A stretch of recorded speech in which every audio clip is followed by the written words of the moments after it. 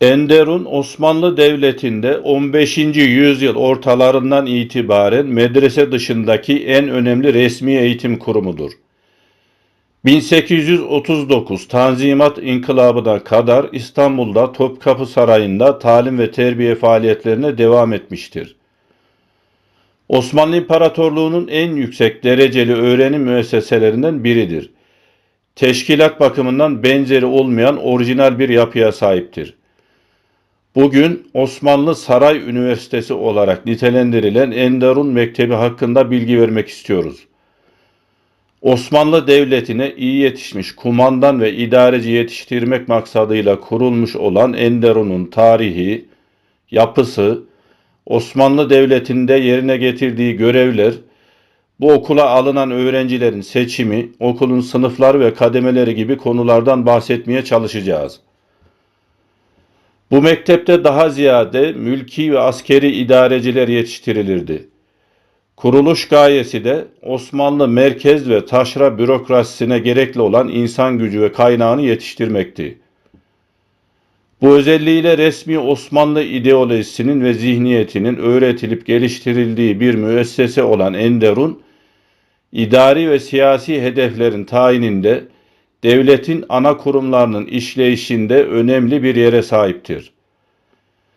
Enderun Mektebi'nin kuruluşuyla, daha doğrusu mektebin ne zaman ve hangi dönemde kurulmuş olduğuyla ilgili olarak iki ayrı görüş ileri sürülmektedir.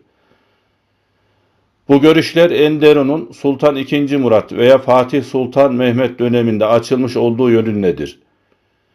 Enderun'un Sultan II. Murat döneminde Edirne Sarayı'nda kurulduğu ancak gerçek teşkilatına Fatih Sultan Mehmet döneminde kavuştuğu kabul edilmektedir.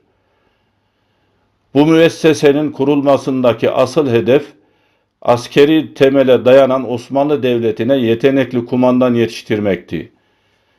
Bunun yanında devamlı olarak büyüyen ülkenin farklı dil, din ve kültürlere mensup kitlelerini idare edecek, yönetecek sağlam yönetici kadrolarını oluşturmaktı. Devlet, farklı etnik yapıya sahip unsurlardan oluşan sosyal bir yapıya sahip olduğu için Enderun'da ırk veya kan bağı yerine kültür ve disiplin temel prensipler olarak benimsenmiş, kadrolar bu anlayış içinde yetiştirilmiştir. Enderun'a alınan çocuklar devşirme yoluyla temin edilmekteydi.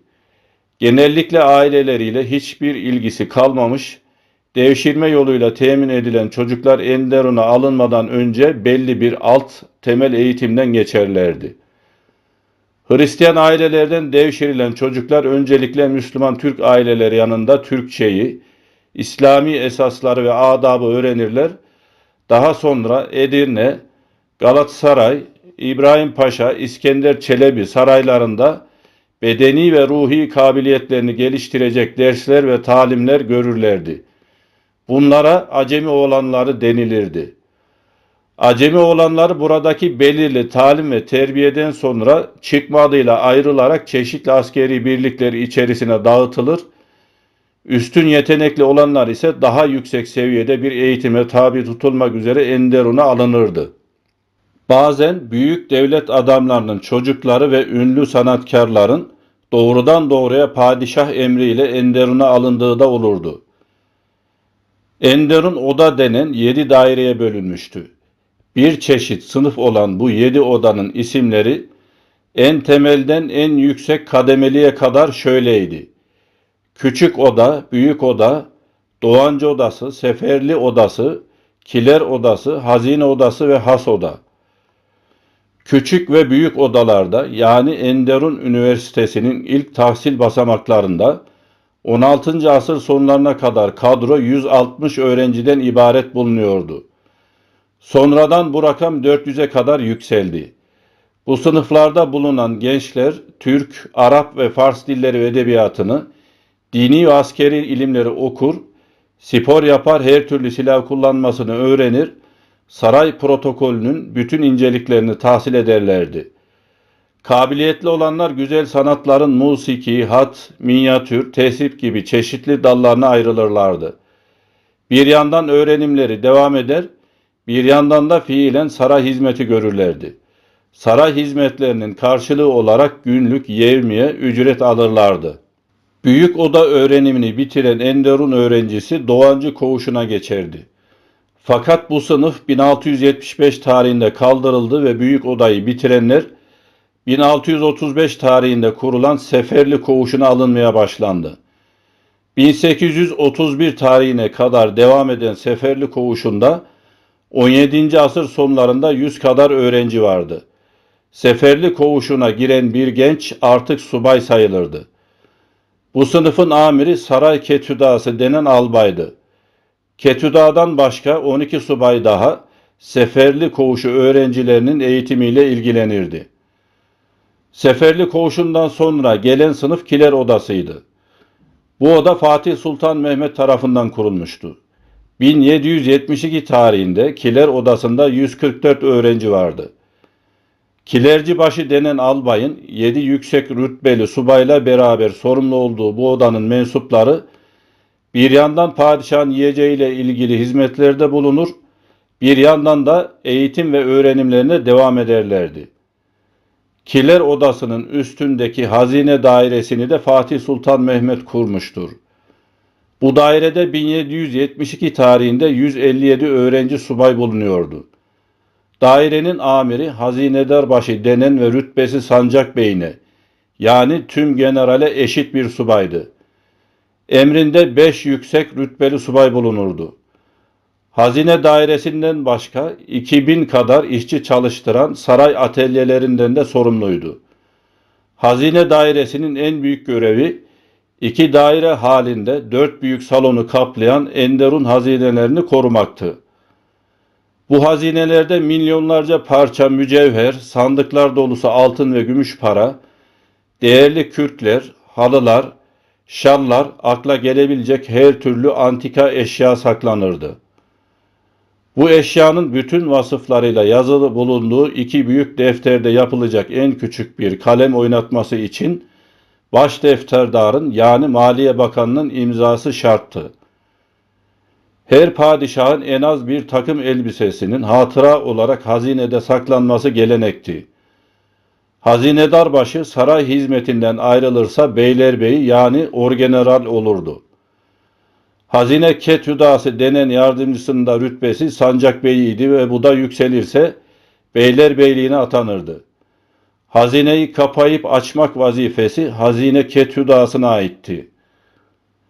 Yeryüzünde devrin padişahından başka hiç kimse hazine dairesine yalnız sokulmazdı. Padişah isterse tek başına girebilirdi. Padişah bulunmadığı zaman hazineye girmek icap ederse 20-30 kişinin birden girmesi kanundu.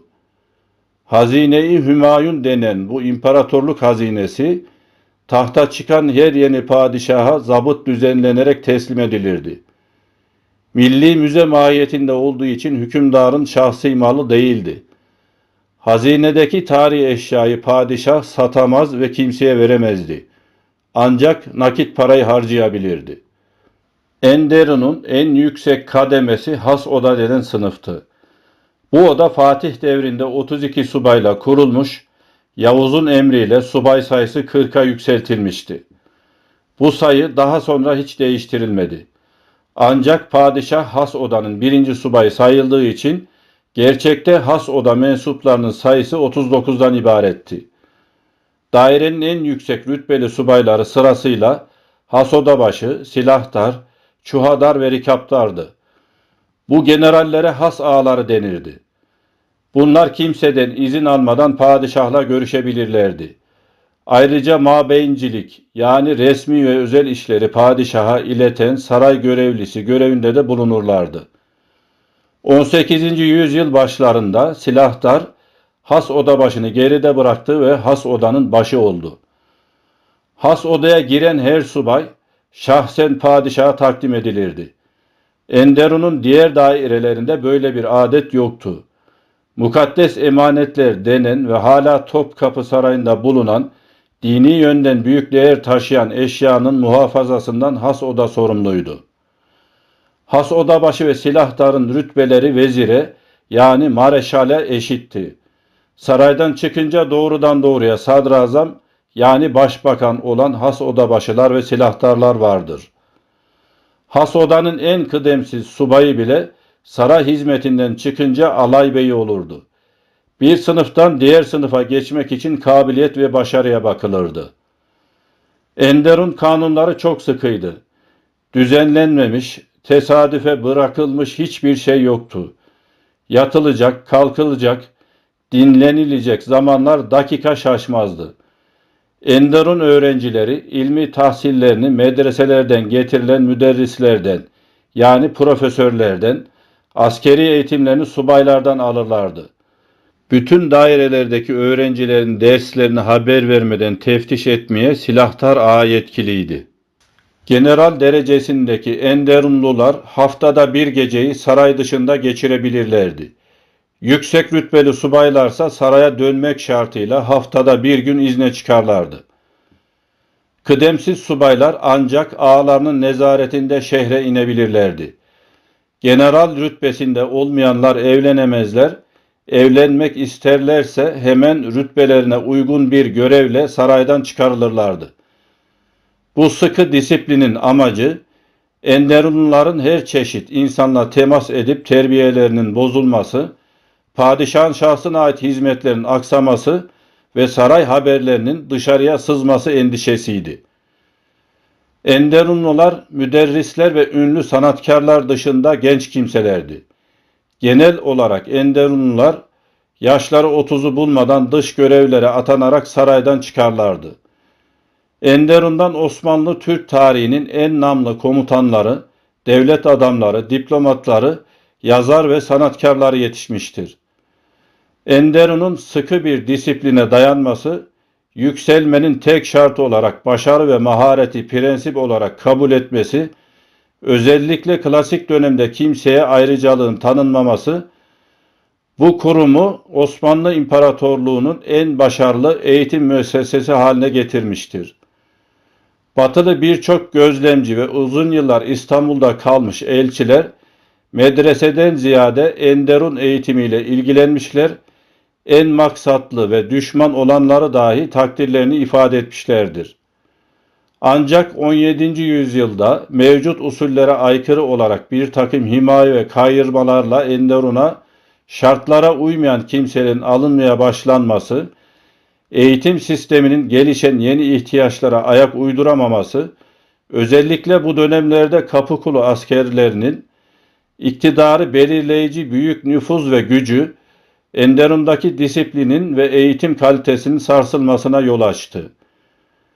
Genel olarak imparatorluktaki diğer kurumlar gibi bu müessesede önemini yitirmeye başladı.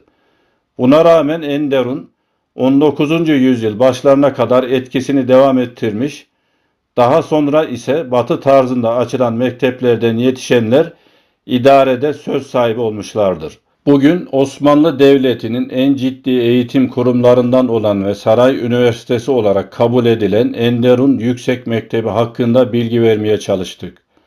Tekrar görüşmek üzere, hoşça kalın.